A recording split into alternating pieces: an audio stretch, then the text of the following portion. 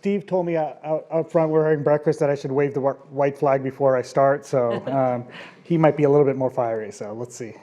These are my disclosures. So when we're talking about transcatheter therapies, a lot of what we're talking about, we learn from the surgeons, and a lot of transcatheter therapy is taking what we learn from the surgeons and then adapting it. And TAVR, it's obviously very straightforward. In the mitral, it's been a lot more challenging. So what did we learn from the surgeons? And we've always been taught in general, and that this is evolving obviously in secondary MR, but we've always been taught repair is the preferred solution. And there's lots of reasons why, and I don't we need to go into all of it, but the LV mechanics are maintained. The durability issues are less of a concern. There's not these lifetime management concerns. There's no need for anticoagulation, but it doesn't work in all scenarios. And some, if the likelihood of repair is low, and the threshold may be different based on an age. You may be more aggressive with the repair in a 40-year-old than an 80-year-old where you're not worried about the lifetime management issues. And then obviously secondary MR, which is what we're talking about here with tethered leaflets. And there's been several surgical trials and data, and famously the New England Journal papers many years in the last decade, really talking about whether you should really just maybe replace the valve in these patients with functional MR, and then obviously as we get to elderly patients. So how do we take this and how do we apply it?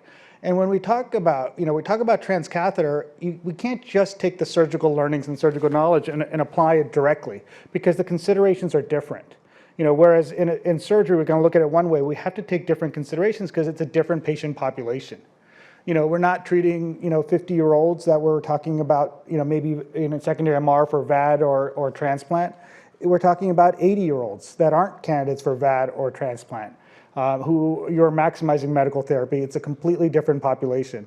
There's also different technical considerations. What may be a challenge surgically in terms of significant LV dysfunction may be different if you're not going on bypass and you're doing a transcatheter solutions. There may be very different anatomic considerations that you need to look at differently in transcatheter than surgery. But the other thing is, in transcatheter, we don't have a toolbox approach. A surgeon can put a cord and do an annuloplasty or do mix and match some resection. We have one device. We have to put all our chips down on one device. This device is going to fix this problem. And we don't have that. And once we do, oftentimes when we put our chips down on one device, we don't get a do-over. And so that's part of a challenge without that toolbox approach. And potentially the goals are different. We're not looking for 20 year, 30 years. Sometimes we're looking, is it palliative therapy? Is it 5 years? Is it 1 year, 2 years? Are we trying to get them out of heart failure? Is it a survival benefit? Is it quality of life? And so these are very different when we look at transcatheter. And there's a lot of different transcatheter devices for repair. Obviously, for functional MR, we like an annuloplasty like the surgeons use. We don't have one right now. There are other ones in development, but we're really focused on edge to edge. And obviously, the system that's up in the longest is the MitraClip and transcatheter edge to edge. And when we look at it, what are our goals with TEER? Everything we do in medicine is a risk-benefit conversation. And what are we trying to achieve? What are our goals? Well, fundamentally, we're trying to get a durable reduction in MR by improving leaflet coaptation, but we want to minimize mitral stenosis. And what does that mean? Do we need to reduce it to mild or less? Or if you take it from really severe to moderate, is that adequate? And how durable does it need to be? And what drives the result? There's multiple considerations, from patient anatomy to the operator's experience to the technology that we have available. And it's one of the important things. Technologies continue to evolve as in transcatheter world at a pretty rapid pace. It seems sort of slow in the mitral and with edge to edge, but we're into Gen 4, larger clips, independent grasping. These are important considerations. And with the Edwards Pascal, which has a spacer in between, it may have some advantages in secondary, has longer, wider paddles for leaflet capture. It has a little bit more flexibility in terms of septal height. The grippers are differently located that may have some advantages, but we don't know. And these are important things that we look at. But if we're talking about the debate of transcatheter repair versus replacement, Dr. Stone's on the panel. This was sort of a seminal study and paper. This is the COAP study. And when we're looking at what we want to do for a patient, we want data. And here, these were patients that were optimally medically managed with secondary MR. And you see for the primary endpoints, including separate endpoints here for hospitalization as well as all-cause mortality at 2 years, patients that got edge-to-edge repair with secondary MR and heart failure despite optimal medical therapy had significant benefit in these two outcomes. But not all patients, and there were responders and non-responders, and clearly when you got greater reduction, you had better results. And these patients had better reduction in RV pressures, and so we need to reduce MR to get reduction. So that's in the setting of a randomized trial. What is the real world experience? This is from the expanded data set presented by Matt Price last year. And you see, and this is sort of more real world, it's a registry, and you got to MR 1+ or less in nearly 90%, and moderate in the remaining 10 to 12%. So we got pretty good reductions in MR, and these translated to improvements in clinical outcomes in terms of NYHA class and quality of life surveys. So we've learned here that MitraClip it helps patients and results in sustained clinical benefit. But we have to acknowledge that COAPT is a defined subset, and we've seen ReShape heart failure study, again, sort of showing that it supports the idea that TEER improves outcomes in secondary MR, and maybe even in moderate to severe MR, and that these trials continue to support that idea. But there are groups of non-responders that need to be better understood.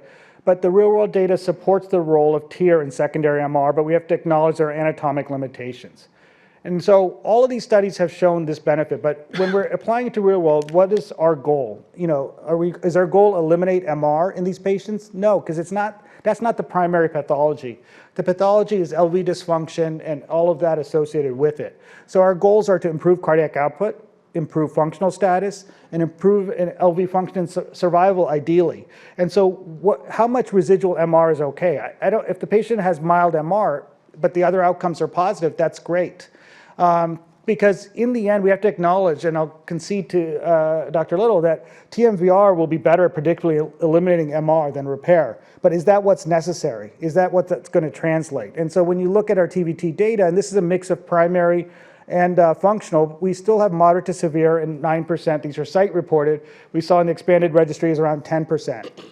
So we're still not succeeding, and this is important because when we look at the data and when you leave significant residual MR, the outcomes are worse. So we need to get to, we need to adequately reduce MR. We don't need to eliminate it, but there is a bias to worse outcomes if you don't reduce MR, and this is a hodgepodge of studies, both primary and secondary, seeing that, MR less than mild is variable, and, most recent data, hopefully 80–90%. But can we do better? All right. I mean, we've shown here that treating secondary MR improves survival, but there are responders. We got to get it to mild. How do we do that? And there's a lot of reasons why we don't succeed. It could be a device issue. The devices aren't ideal. Maybe they open up. Maybe they don't fully support the leaflets, or maybe there's a lot of variability in operators in experience. Someone that does 10 or 20 cases versus someone that does 100 cases, there's going to be variability, but some of it is case selection. And we all know there's this red, yellow, green zones, and there are favorable anatomies such as the one on the left with mobile leaflets, minimal calcium, very central jet, but there are unfavorable ones as well. And on the left, we can get a good result. On the right, we may not. And we have to acknowledge that there are anatomic limitations. And the Heart Valve Collaboratory has set this framework up, and we've looked at this, and clearly patients where the anatomy is not good, and where I'll acknowledge that TMVR is better in some of these scenarios, because it's the goal of TMVR is to be agnostic to the anatomy, treat challenging anatomies, and it seems like it's so straightforward. Why not just replace the valve? Why struggle with, well, is this anatomy good? Is it yellow? Is it orange? Is it red? Why not just replace the valve? And it's an important question. I acknowledge that, because TMVR across the board does eliminate MR, as we said. So, but it's not so simple. There's a lot of anatomic limitations. LVOT obstruction is a big issue. There's angular sizing issues. The devices are big. Anchoring is really variable, and there have been issues with valve embolization. And when we look at screen failures, this is a publication from several years ago, there's a lot of screen failures when we're looking at TMVR. So it's not a broadly applicable therapy. And majority of reasons for screen failure are LVOT, angular size, calcium, small LVs, and different things. But also when you do TMVR, you need to anticoagulate. And replacing the valve, although not surgical, not going on pumps, still impacts LV function, so we have to be cautious. And it's a law based on CT screening. So to conclude, the reasons to choose repair for me are pretty obvious. The safety profile of TEER is excellent. The likelihood of a major complication is under 1%. And it's a procedure that we have a lot of experience. We have more than a decade of learnings, hundreds of thousands of cases. What more could you want than clinical evidence showing survival benefit? That's what we all want to provide. There's no anticoagulation requirement, and there's less impact on LV mechanics. I think these 5 reasons for me are pretty obvious why transcatheter repair is preferred over replacement in the majority of patients. Thank you very much.